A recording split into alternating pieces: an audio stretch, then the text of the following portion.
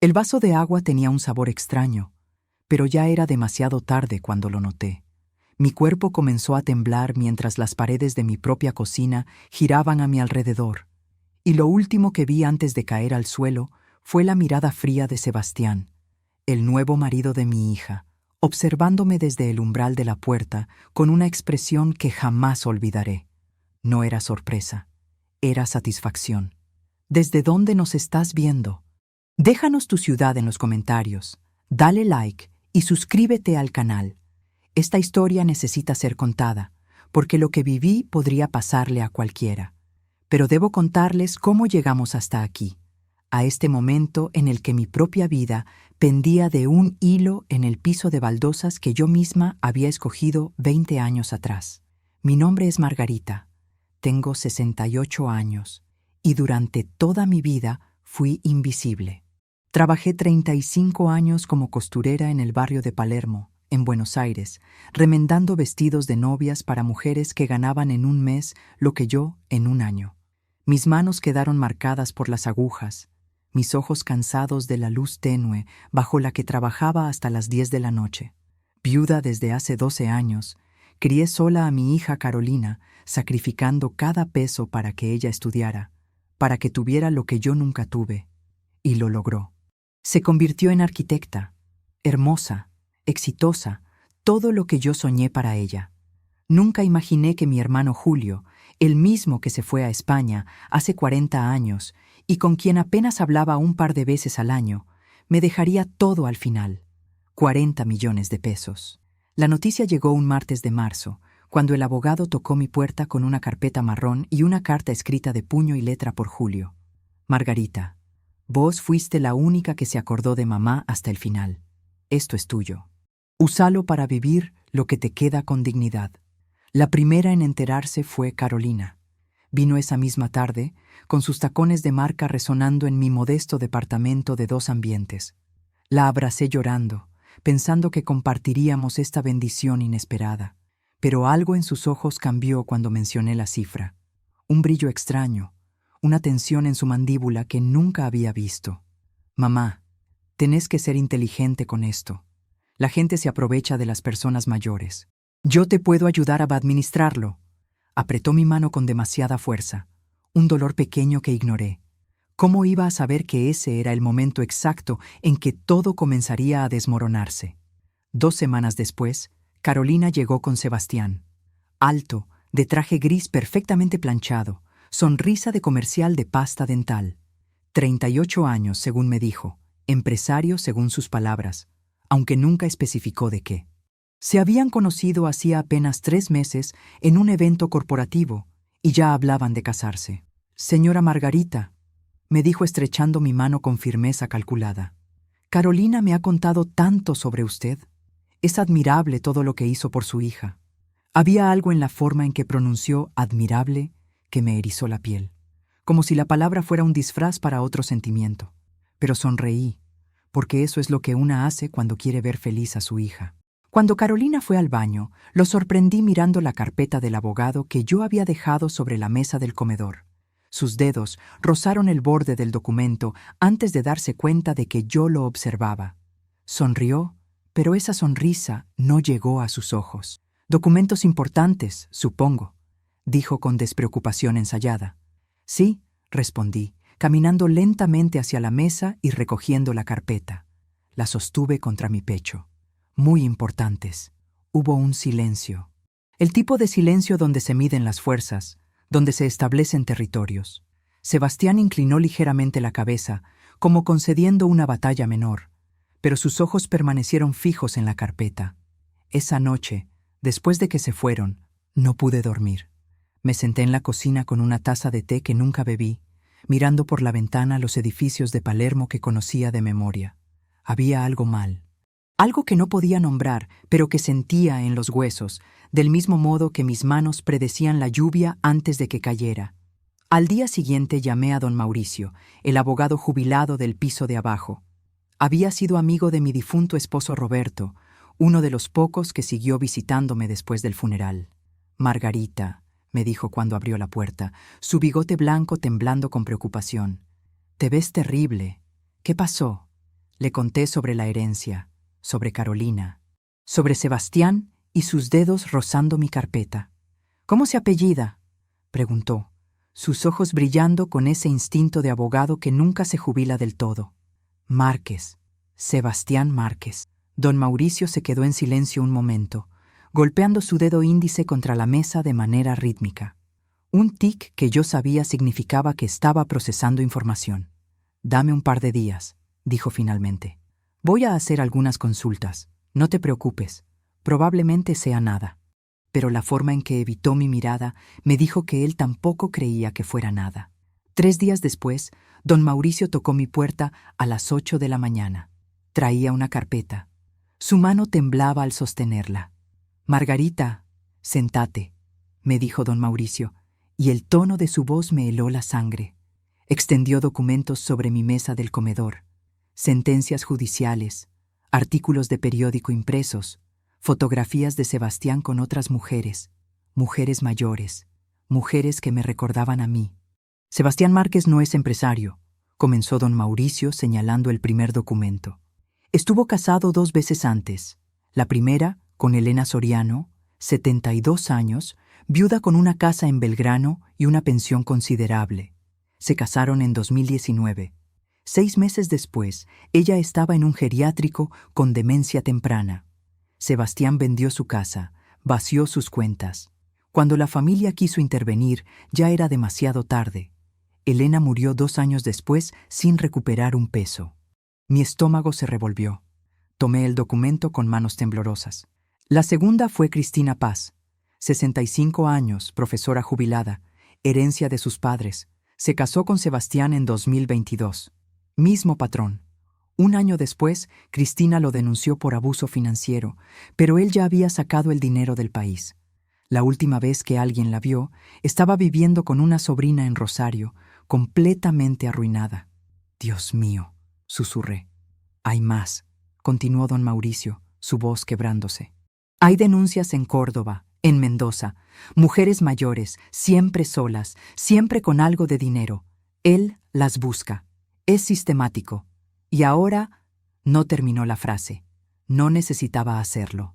«¿Carolina sabe?», pregunté, aunque ya conocía la respuesta que no quería oír. Don Mauricio suspiró profundamente. «No lo sé, pero necesitas protegerte. Ahora. Ya». Esa tarde cambié mi testamento en el estudio del abogado de don Mauricio. Todo iría a una fundación para ayudar a costureras jubiladas. Carolina recibiría una pensión modesta mensual, pero nada sustancial, y había una cláusula. Si en el momento de mi muerte ella seguía casada con Sebastián Márquez, su parte se reduciría al mínimo legal. «No le digas nada todavía», me aconsejó el abogado, un hombre joven llamado Germán con expresión seria. «Espera el momento correcto. Si él sospecha que cambiaste el testamento, puede volverse impredecible. Volverse impredecible». Esas palabras resonaron en mi cabeza durante días. 1 semana después, se casaron. La boda fue en un salón del microcentro que costaba más que todo 1 año de mi antiguo salario. Yo sonreí en las fotos, abracé a mi hija, estreché la mano de Sebastián y sentí su palma húmeda contra la mía. Durante el brindis, Sebastián alzó su copa de champán. «Por Margarita, la mujer que nos une, y por la generosidad que corre por las venas de esta familia». Todos aplaudieron. Yo sentí cómo mi corazón se contraía en mi pecho, como una flor cerrándose antes de la tormenta. ¿Sabía Carolina la verdad sobre el hombre con quien acababa de casarse? Esa pregunta me perseguiría durante las siguientes semanas. Las visitas se volvieron más frecuentes después de la boda. Carolina y Sebastián aparecían 2, 3 veces por semana, siempre con regalos, siempre con sonrisas, siempre con preguntas. «Mamá, ¿pensaste en invertir esa plata?», preguntaba Carolina mientras ordenaba mi cocina sin que yo se lo pidiera. «Sebastián conoce gente que podría ayudarte». «¿Te sentís bien acá sola?», agregaba Sebastián, recorriendo mi departamento con ojos evaluadores. «Este barrio está cambiando. No es tan seguro como antes». Yo asentía, sonreía y guardaba silencio sobre el Nuevo Testamento que había firmado. Una tarde, Carolina vino sola. Fue la primera vez en semanas que la veía sin Sebastián pegado a su costado. Se sentó en mi pequeña cocina, las mismas sillas donde habíamos compartido miles de tazas de té a lo largo de los años. Mamá, comenzó, y había algo en su voz que me recordó a cuando era niña, cuando venía a confesarme alguna travesura. Necesito pedirte algo. Mi corazón se aceleró. Sebastián está por cerrar un negocio importante, una inversión inmobiliaria, pero necesita capital inicial, solo por 6 meses. Te lo devolvemos con intereses. ¿Cuánto? Pregunté, aunque ya sabía que cualquier cifra sería demasiado. 5 millones. El número quedó suspendido entre nosotras como una acusación. 5 millones de pesos. Casi un octavo de mi herencia. Carolina, mamá, por favor, es una oportunidad increíble. Sebastián tiene todos los contactos. Ya habló con los inversores. Solo falta este último aporte. La miré.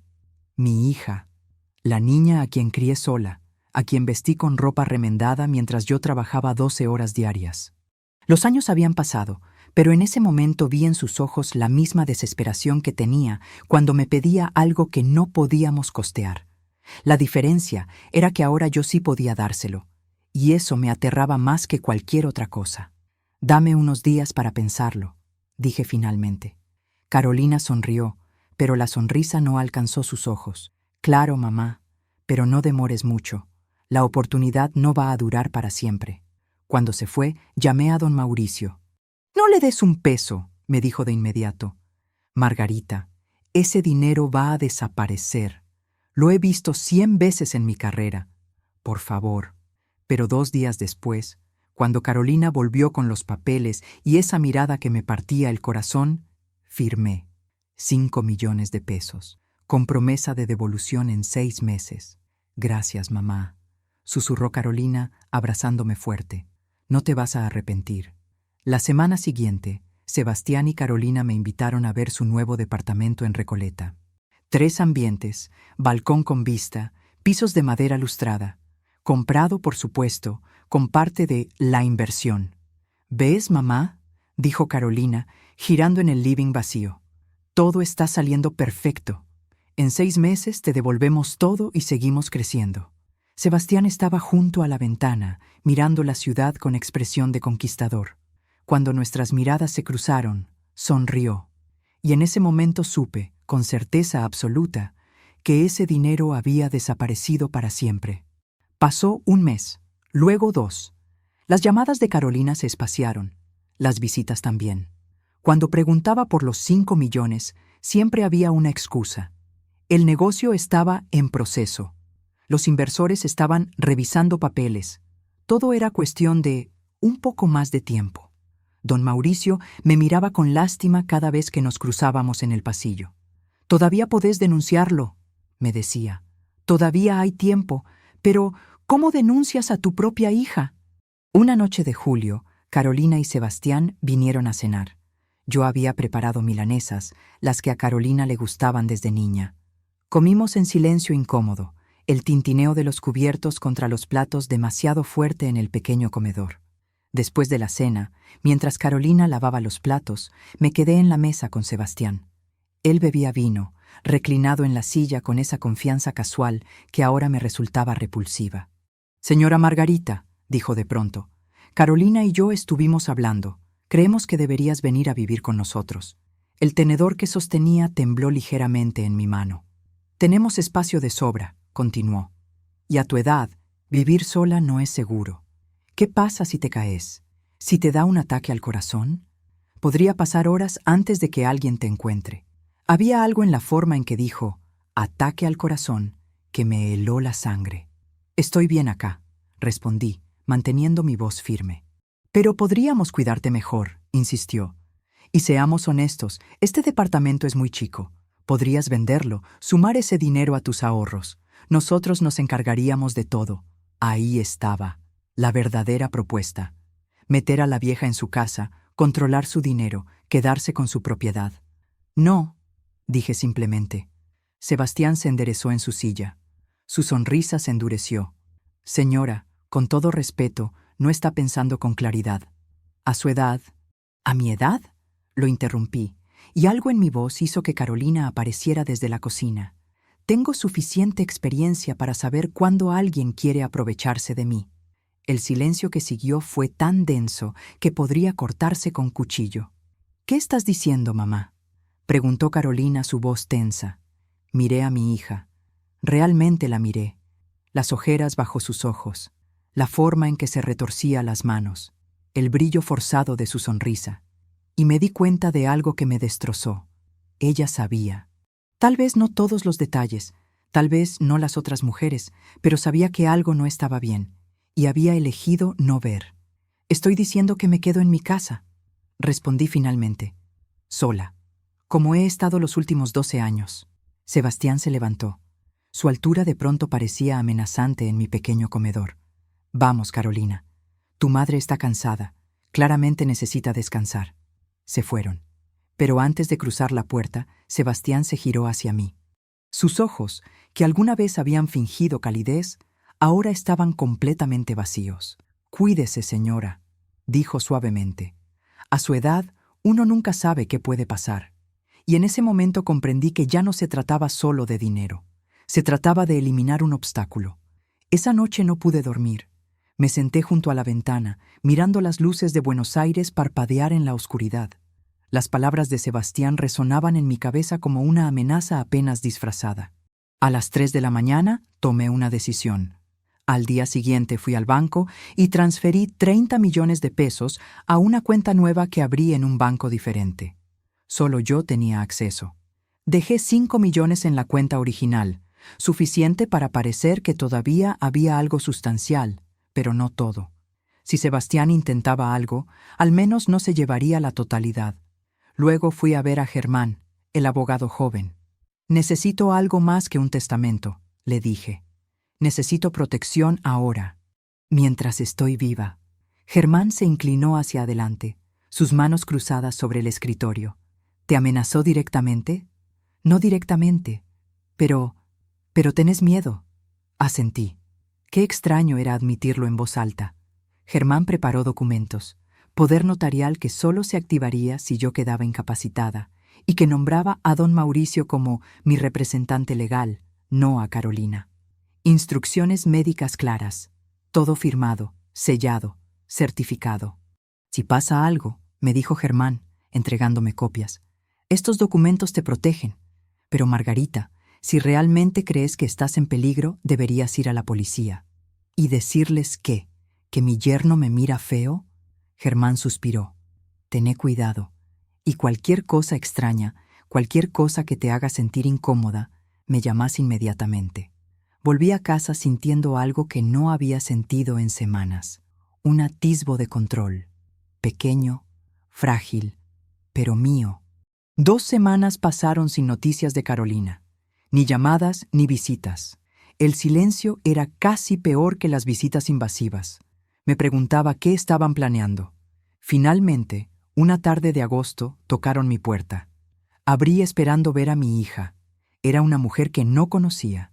50 y tantos años, pelo castaño con mechas grises, ropa sencilla. Sus ojos estaban rojos, como si hubiera llorado recientemente. «¿Es usted Margarita?», preguntó con voz temblorosa. «Sí. Mi nombre es Cristina Paz. Creo que necesitamos hablar sobre Sebastián Márquez». El mundo se detuvo. Cristina, la segunda esposa. La hice pasar. Le preparé té. Nos sentamos en mi cocina, 2 mujeres unidas por el mismo depredador.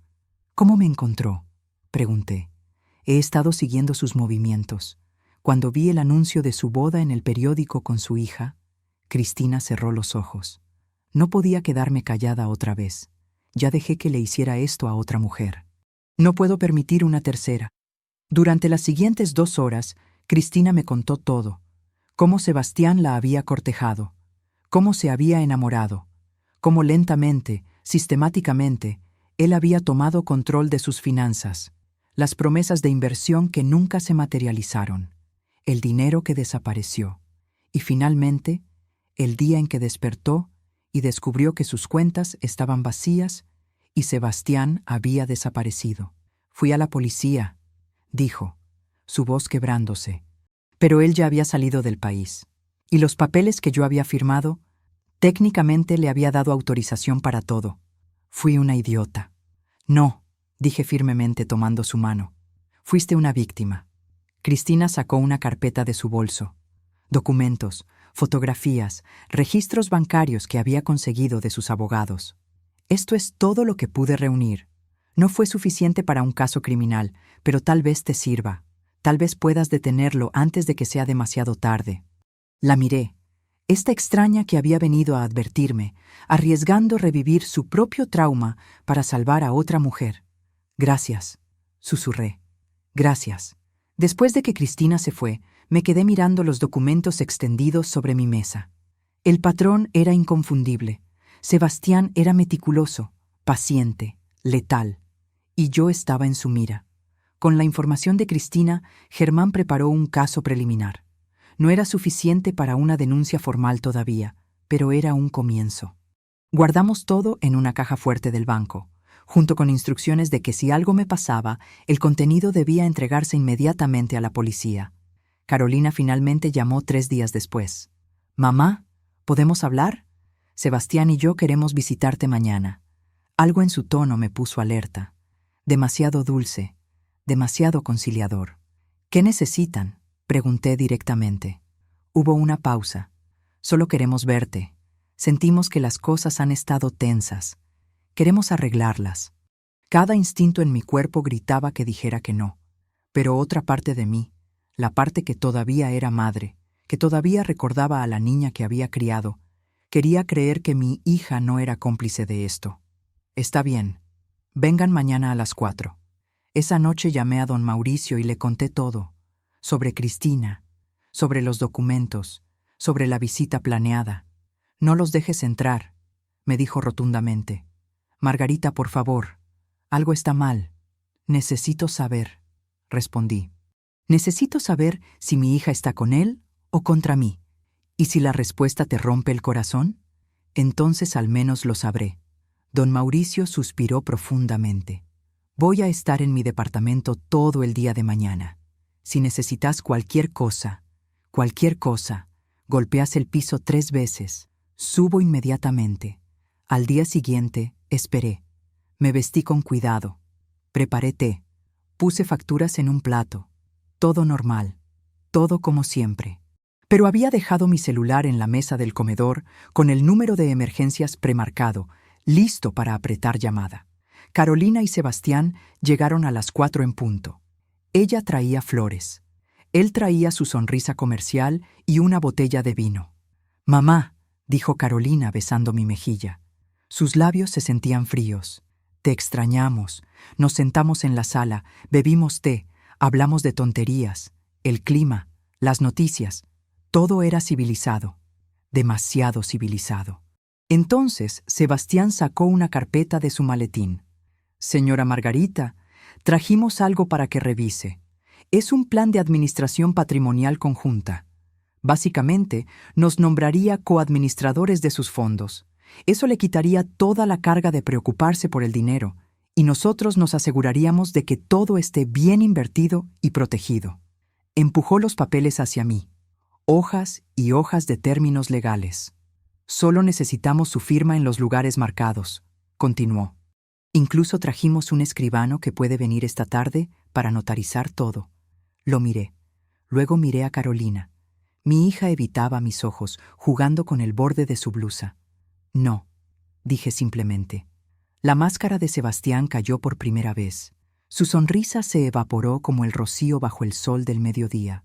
«Señora, está cometiendo un error. A su edad, no está capacitada para manejar esa cantidad de dinero. Podría ser víctima de estafadores». La ironía era tan grotesca que casi me río. «¿Sabes que estuviste casado 2 veces antes?», pregunté, mirando directamente a Carolina. «¿Sabes lo que les pasó a esas mujeres?». Carolina se puso pálida. Sebastián se congeló. «¿Qué estás diciendo, mamá?». «Elena Soriano, 72 años.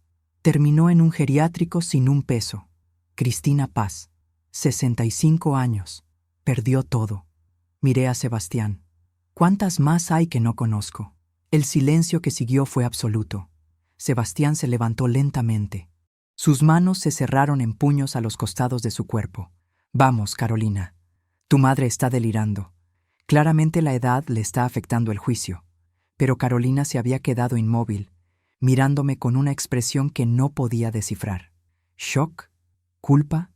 ¿Miedo? Carolina, dije suavemente, no es tarde para salir de esto. Todavía podés. Cállate, susurró Sebastián. No a mí, a Carolina. Vamos, ahora. Se fueron. Pero antes de cruzar la puerta, Sebastián me miró con tal odio que el aire se congeló en mis pulmones, y supe que había cometido un error terrible. Acababa de hacerme una enemiga de un hombre sin escrúpulos.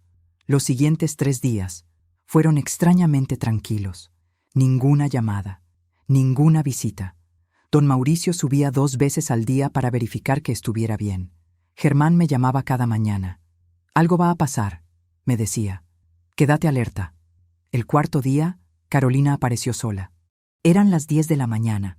Traía facturas de la panadería de la esquina, mis favoritas. Mamá, perdón, dijo, y había lágrimas en sus ojos. Perdón por todo. Sebastián y yo hablamos.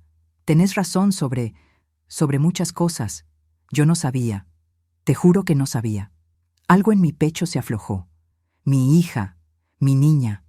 La abracé y ella lloró contra mi hombro como no lo hacía desde que era adolescente. ¿Vas a dejarlo?, pregunté suavemente. Carolina se apartó, secándose los ojos. No lo sé. Es complicado. Pero primero necesito que sepas que yo nunca quise lastimarte. Sebastián puede ser manipulador. Pero te amo, mamá. Siempre te amé. Nos sentamos en la cocina. Compartimos facturas. Bebimos té. Por primera vez en meses, sentí que tal vez, solo tal vez, podría recuperar a mi hija. Entonces llegó Sebastián. No tocó la puerta. Tenía llave. Entró como si fuera dueño del lugar. Cariño, dijo, mirando a Carolina. Te estaba buscando. Había algo en su voz, una tensión, una advertencia. Estaba hablando con mi mamá, respondió Carolina, pero su voz tembló. Ya veo. Sebastián sonrió, pero era una sonrisa de tiburón. Señora Margarita, qué bueno que las dos estén acá. Carolina me contó que tuvieron una linda charla. Eso me alegra. Las familias deben estar unidas. Se movió hacia la cocina con esa familiaridad que ahora me llenaba de náuseas. Déjame preparar más té, dijo. Ustedes sigan hablando. Y fue él quien trajo el agua. Fue él quien sirvió las tazas. Fue él quien empujó mi vaso hacia mí con esa sonrisa que nunca llegaba a sus ojos. Por la familia, dijo, alzando su propia taza. Bebí. El sabor era extraño, ligeramente amargo, pero pensé que tal vez era el té viejo. Bebí más. 10 minutos después, el mundo comenzó a girar. Las paredes de mi propia cocina se inclinaban en ángulos imposibles. Las voces de Carolina y Sebastián llegaban como desde debajo del agua. Mi corazón latía erráticamente, demasiado rápido y luego demasiado lento. Me aferré al borde de la mesa. «Mamá, ¿estás bien?» La voz de Carolina sonaba lejana, preocupada. «Solo está cansada», dijo Sebastián. A su edad, las emociones la agotan. Intenté hablar. Mi lengua pesaba toneladas. «No», logré susurrar. El suelo se acercaba a mi rostro. Caí. El último pensamiento consciente que tuve fue: me envenenó. El maldito me envenenó. Y lo último que vi fue la mirada de Sebastián. No sorpresa, satisfacción, oscuridad. Cuando desperté, había luz, demasiada luz, blanca, antiséptica, un pitido constante junto a mi oído. Giré la cabeza, cada movimiento una agonía. Don Mauricio estaba sentado junto a mi cama. Su rostro arrugado estaba húmedo de lágrimas. «Margarita», susurró. «Gracias a Dios». «¿Dónde?» «Hospital. Estuviste 2 días inconsciente. Te encontré porque no contestabas al teléfono. Forcé tu puerta. Estabas en el piso de la cocina, con el pulso casi indetectable. Todo volvió en una oleada horrible. El té. Sebastián. El sabor amargo. Él me envenenó», dije, mi voz ronca. «Lo sé. Los médicos encontraron ansiolíticos en tu sangre. Concentraciones peligrosas, suficientes para simular un paro cardíaco en alguien de tu edad. Cerré los ojos. Había estado tan cerca de desaparecer, de convertirme en otra estadística, otra vieja que murió sola en su casa. La policía quiere hablar contigo, continuó don Mauricio. Y Margarita, Carolina estuvo acá, vino ayer, está destrozada. ¿Destrozada porque casi me matan o destrozada porque el plan falló? Ya no sabía qué creer. Una hora después, el detective Romero se sentó junto a mi cama. Hombre de 40 y tantos, canas prematuras, ojos que habían visto demasiado.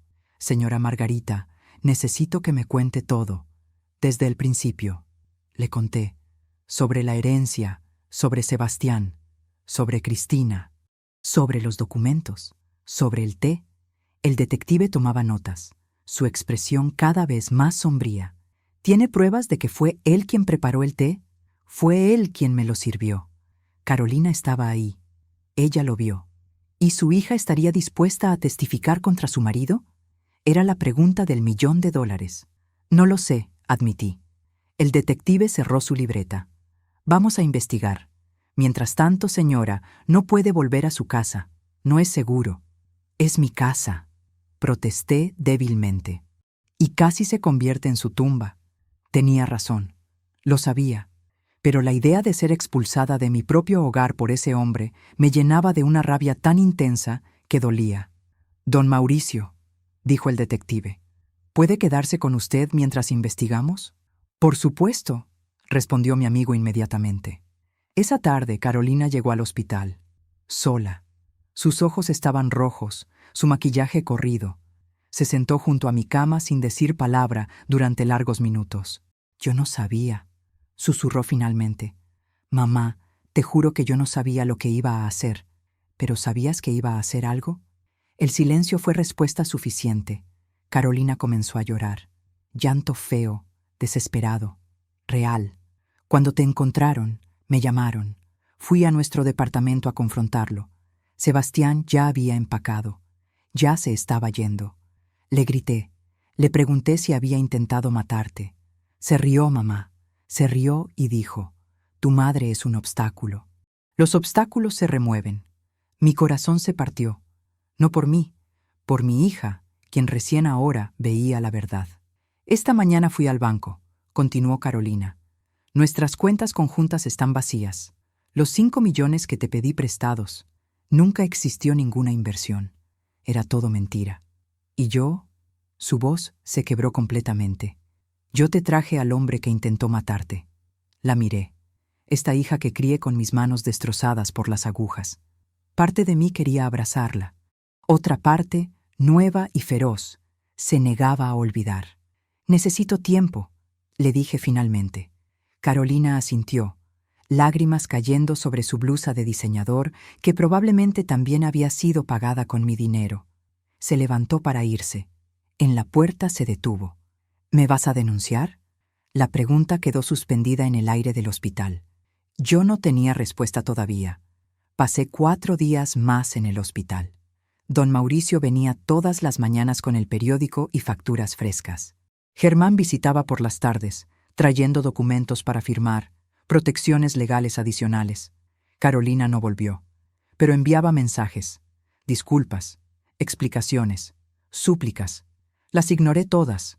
El detective Romero vino el 5.º día con noticias. Encontramos a Sebastián Márquez, o más bien, lo rastreamos hasta la frontera con Uruguay.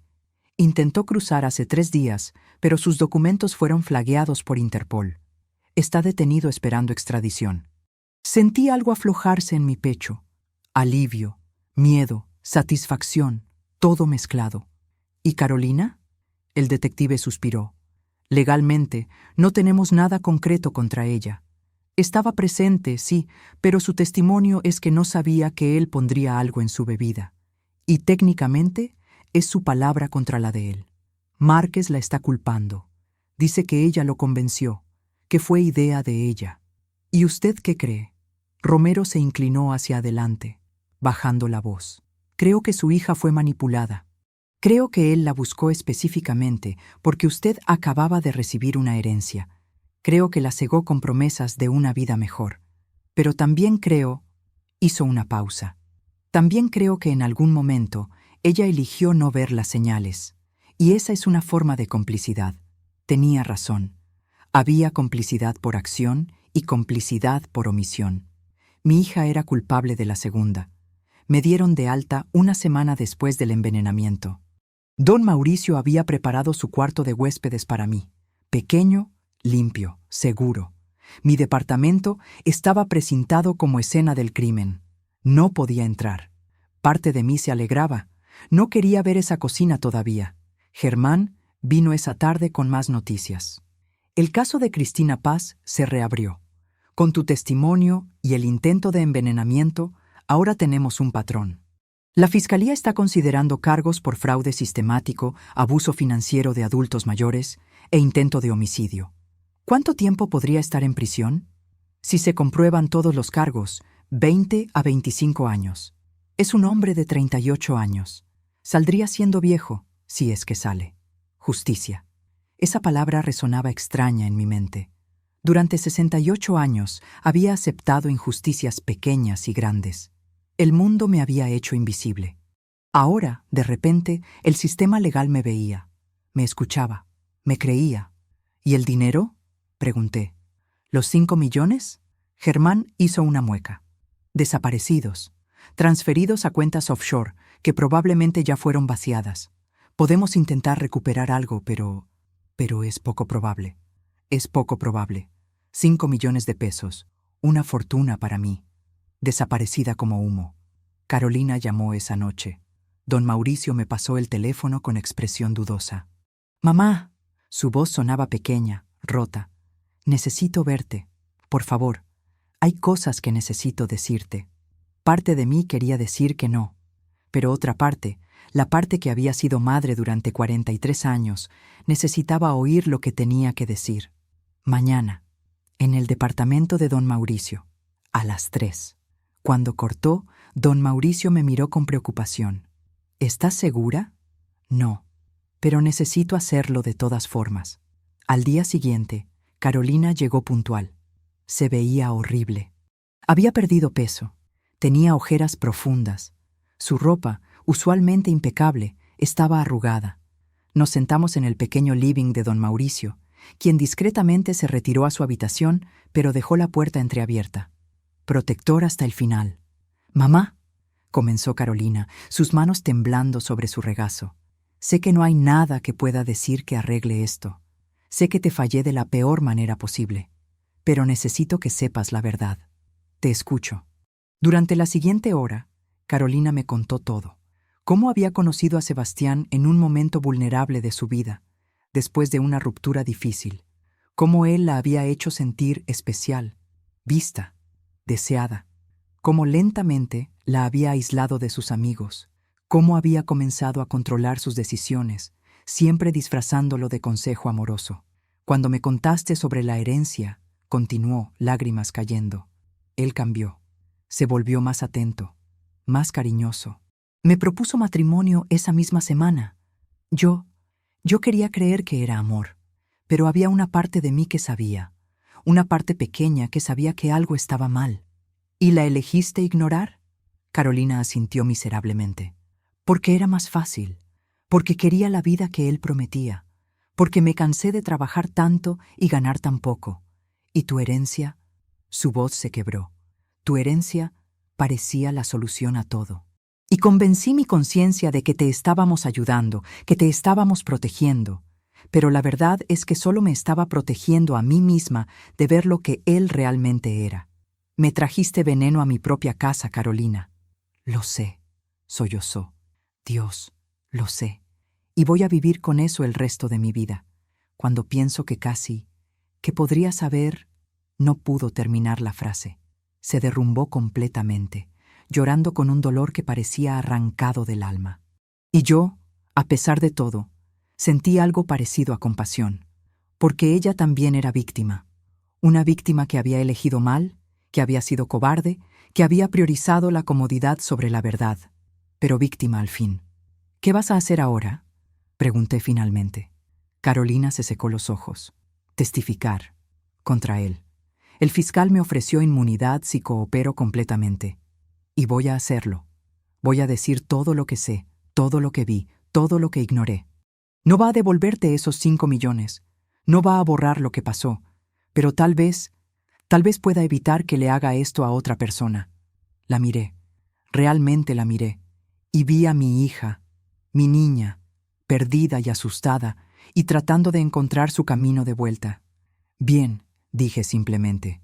Testificá, decí la verdad, y después, vamos a ver qué, si alguna vez puedo perdonarte.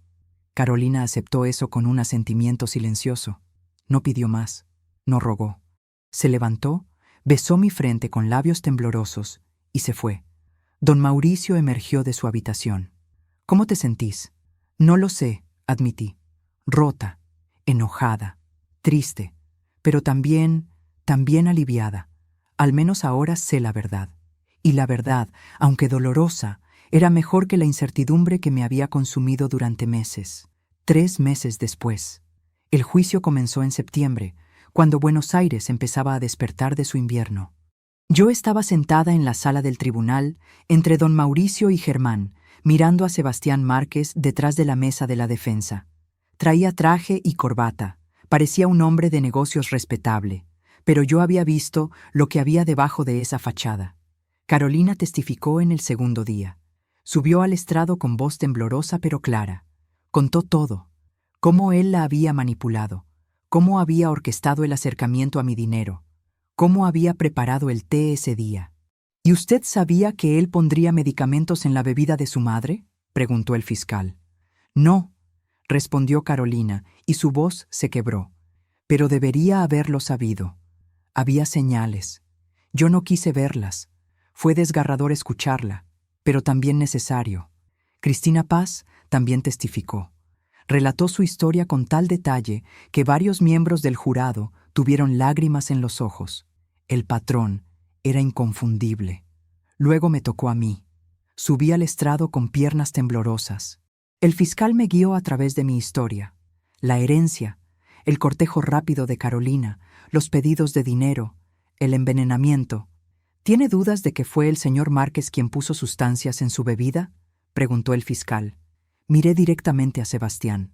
Ninguna. Fue él. Y si no fuera por don Mauricio, estaría muerta. Y él estaría gastando mi dinero. El abogado defensor intentó hacerme dudar. Me preguntó sobre mi edad, mi memoria, mis medicamentos.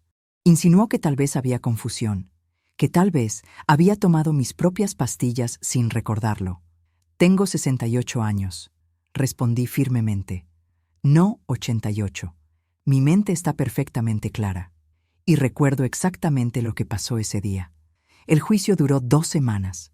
Al final, el jurado deliberó durante 6 horas, culpable en todos los cargos. Cuando el veredicto se leyó, sentí algo extraño. No era alegría, era algo más profundo. Reivindicación, validación. El sistema legal, que tantas veces falla a las víctimas, esta vez había funcionado. Sebastián fue sentenciado a 22 años de prisión. Con buena conducta, podría salir en 15. Sería un hombre de 53 años. No viejo, pero con su mejor época atrás. Y con un registro criminal que haría imposible repetir sus crímenes. Después de la sentencia, en los escalones del tribunal, Cristina me abrazó. Gracias, susurró, por ser lo suficientemente fuerte para luchar. Yo no pude. Lo hiciste, le dije. Testificaste, eso fue valiente. Carolina esperaba a un lado. No se acercó. Solo me miró desde lejos, con una expresión que mezclaba alivio y tristeza. Le hice un gesto con la cabeza. No era perdón. Todavía no. Pero era reconocimiento. Esa noche, don Mauricio preparó una cena modesta en su departamento. Fideos con salsa simple. Vino barato, pero se sentía como una celebración. ¿Qué vas a hacer ahora?, me preguntó. Volver a mi departamento, respondí. Ya levantaron el precinto. Está limpio. Es hora. ¿Y Carolina? No lo sé. Ella necesita tiempo. Yo necesito tiempo. Pero tal vez algún día. 2 semanas después, me mudé de vuelta a mi departamento. Era extraño estar ahí. La cocina había sido repintada. Muebles nuevos reemplazaban los viejos, como si cambiar el escenario pudiera borrar lo que había pasado. Pero no podía, y tampoco quería borrarlo, porque esa experiencia me había cambiado. Me había mostrado que era más fuerte de lo que jamás creí, que podía luchar, que podía ganar. Germán me ayudó a recuperar el acceso completo a mi dinero. Los 5 millones perdidos nunca aparecieron, pero me quedaban 35 millones. Más que suficiente. ¿Qué querés hacer con esto?, preguntó Germán. Pensé en eso durante días. Finalmente tomé una decisión. Doné 10 millones a una organización que ayudaba a víctimas de abuso financiero de adultos mayores, en memoria de Elena Soriano, a quien nunca conocí, pero cuyo destino pudo haber sido el mío. 5 millones los puse en un fideicomiso para Carolina, accesible solo después de 5 años, y solo si se mantenía alejada de cualquier relación abusiva, confirmado por revisiones anuales con un terapeuta. No era castigo, era protección. Los 20 millones restantes los dividí entre inversiones seguras y la fundación para costureras jubiladas que siempre había planeado. Mi legado. Mi forma de ayudar a las mujeres que, como yo, habían sido invisibles durante toda su vida. Una tarde, 2 meses después del juicio, Carolina tocó mi puerta. Tenía mejor aspecto. Había recuperado peso. El brillo en sus ojos había vuelto, aunque ahora había algo nuevo ahí. Sabiduría, dolor, crecimiento. «Hola, mamá», dijo suavemente. «Hola, Carolina». Nos sentamos en mi sala. Bebimos té. No en la cocina. Nunca más en la cocina. Hablamos de cosas pequeñas, su trabajo, mi salud, el clima. Cuando se fue, me abrazó. «Gracias», susurró, «por no rendirte conmigo». «Nunca podría», respondí. «Sos mi hija». Y era verdad. A pesar de todo, a pesar de la traición y el dolor y la casi muerte, era mi hija. Y el amor de madre no desaparece, incluso cuando se fractura. Solo cambia.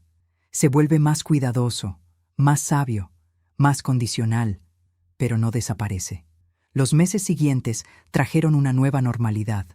Carolina me visitaba una vez por semana, siempre con aviso previo, nunca con sorpresas.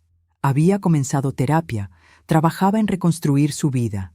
Había vuelto a su trabajo como arquitecta, donde sus jefes, sorprendentemente, la habían apoyado durante todo el proceso. Don Mauricio seguía siendo mi roca. Jugábamos a las cartas los jueves, compartíamos cenas los domingos. Él nunca mencionaba lo que había pasado a menos que yo quisiera hablar de ello.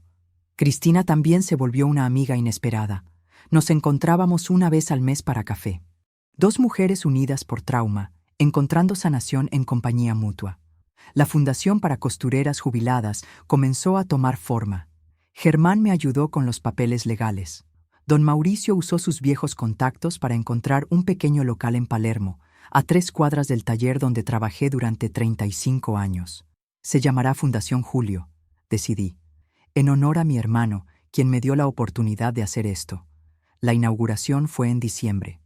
Vinieron costureras de toda la ciudad, mujeres con manos como las mías, marcadas por décadas de agujas y tijeras, mujeres que habían sido invisibles, que ahora tendrían un lugar donde recibir ayuda para pensiones, asesoramiento legal, incluso clases para aprender nuevas habilidades.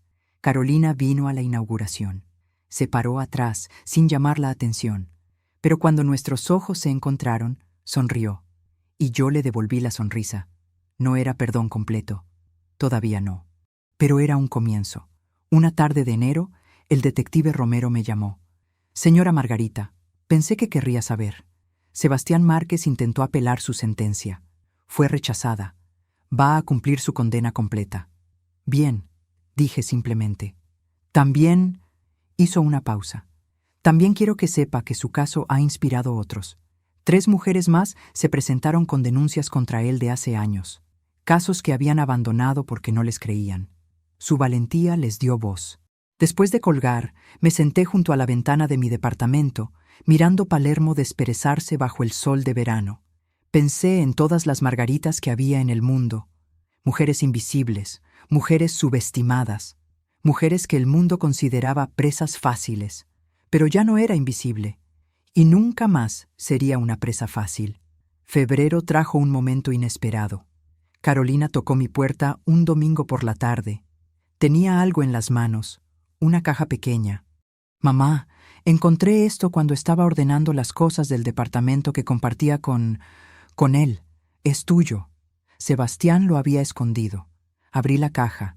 Adentro había joyas, las joyas de mi madre, que yo había vendido años atrás para pagar la universidad de Carolina. ¿Cómo? Las compró en una casa de empeño, probablemente investigando nuestra familia. Supongo que planeaba venderlas eventualmente, pero ahora son tuyas otra vez. Tomé el collar de perlas que mi madre usaba en ocasiones especiales. Lo había extrañado durante 20 años. Gracias, susurré, y las lágrimas finalmente llegaron. No de tristeza, de algo más complejo. Recuperación, cierre, sanación. Carolina me abrazó, y esta vez yo también la abracé fuertemente. Te amo, mamá, susurró. Yo también te amo, mi niña. No era perdón completo. Todavía quedaba trabajo por hacer, confianza por reconstruir, pero era un paso. Y a veces, los pasos pequeños son los más importantes. Esa noche me puse el collar de mi madre y me miré en el espejo. 68 años, arrugas alrededor de mis ojos, canas en mi pelo, manos marcadas por décadas de trabajo. Pero también vi algo nuevo: fuerza, determinación. Una mujer que había mirado a la muerte a los ojos y había elegido vivir. Una mujer que ya no era invisible. Mayo llegó con lluvias torrenciales. Yo estaba en la Fundación Julio, revisando solicitudes de ayuda, cuando sonó mi teléfono. Era Germán, y su voz sonaba extraña. Margarita, necesito que vengas a mi oficina, ahora. Es sobre Sebastián. El corazón se me aceleró. ¿Había escapado? ¿Había apelado otra vez? Llegué a su oficina empapada por la lluvia. Germán tenía una expresión que no podía descifrar. ¿Qué pasó?, pregunté, casi sin aliento. Sebastián quiere hacer un trato. Tiene información sobre dónde están los 5 millones. Dice que puede ayudar a recuperarlos. A cambio, quiere que escribas una carta al juez pidiendo reducción de sentencia. Me senté lentamente. ¿Los 5 millones que robó pueden recuperarse? Según él, sí. Los movió a cuentas que todavía existen. Dice que te dará toda la información si vos abogás por él. ¿Y vos qué pensás? Germán se inclinó hacia adelante. Pienso que es su última jugada. Intenta manipularte otra vez. Pero también pienso que si realmente tiene esa información, son 5 millones de pesos. Mucho bien podrías hacer con ese dinero en tu fundación. Pasé 3 días pensándolo. Don Mauricio me decía que no lo hiciera. Carolina, sorprendentemente, me dijo que la decisión era mía y que me apoyaría sin importar qué. Finalmente decidí. Acepté reunirme con él. Una vez, en la prisión, con testigos presentes. La prisión era exactamente como había imaginado. Fría, gris. El olor a desesperación tan espeso que podía saborearse. Sebastián entró a la sala de visitas esposado. Se veía diferente, más delgado, ojeras profundas.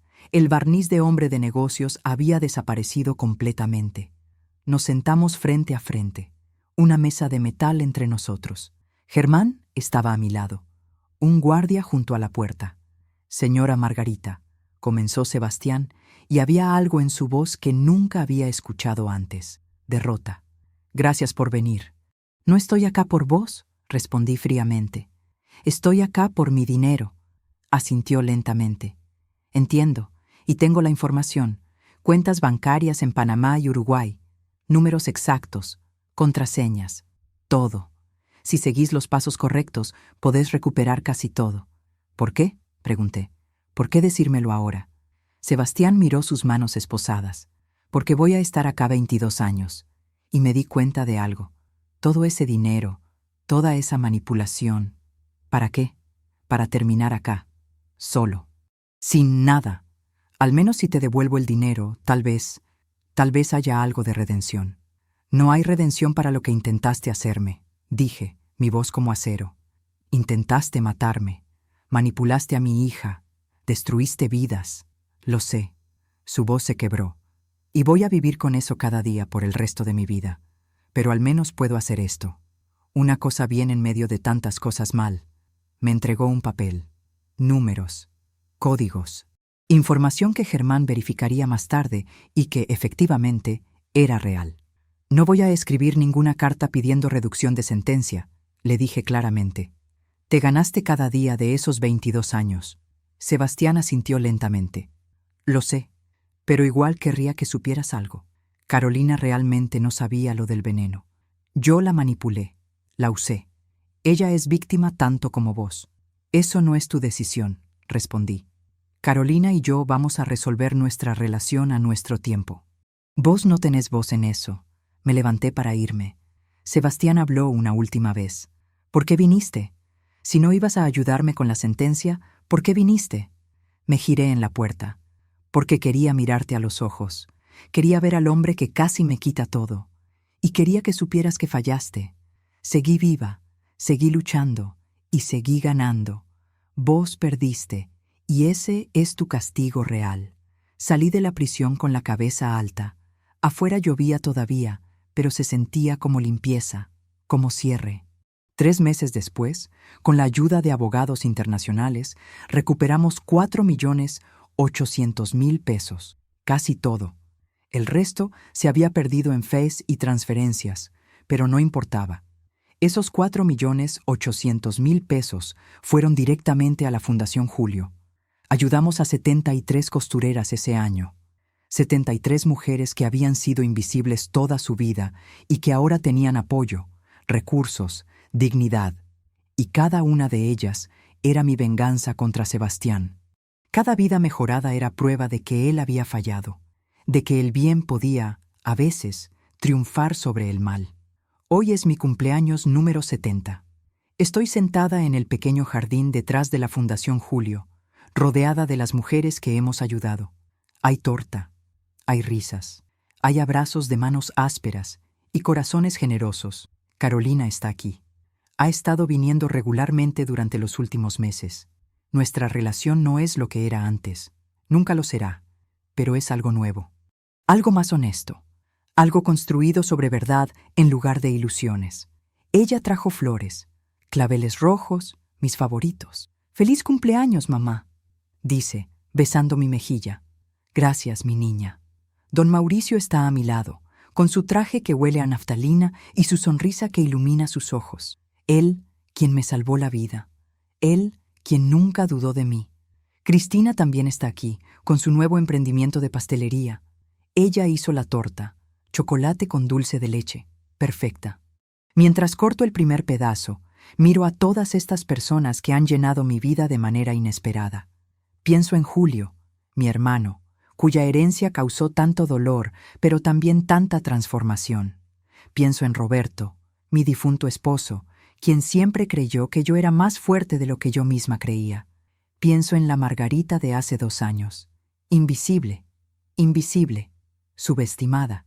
Esa Margarita ya no existe. Murió en el piso de su cocina ese día de agosto. Pero de sus cenizas surgió alguien nuevo, alguien que conoce su valor, alguien que no se deja pisotear, alguien que usa su dolor para ayudar a otros. «Mamá», dice Carolina suavemente, sentándose a mi lado después de que termina el festejo. «¿Podemos hablar?» «Claro». Caminamos hacia el pequeño jardín. El sol de noviembre es cálido sobre nuestras cabezas. «He estado en terapia», comienza, trabajando en entender cómo llegué a ese punto, cómo dejé que me manipulara. Y mi terapeuta me dijo algo que quiero compartir con vos. «Te escucho». Me dijo que el perdón no es olvidar, no es pretender que las cosas no pasaron, es liberarse del peso del resentimiento, es elegir no dejar que la persona que te lastimó siga controlando tu presente. Carolina me toma de la mano. «No te pido que me perdones hoy, ni mañana, ni siquiera este año, pero te pido que sepas que cada día estoy trabajando para ser alguien que merezca tu perdón algún día.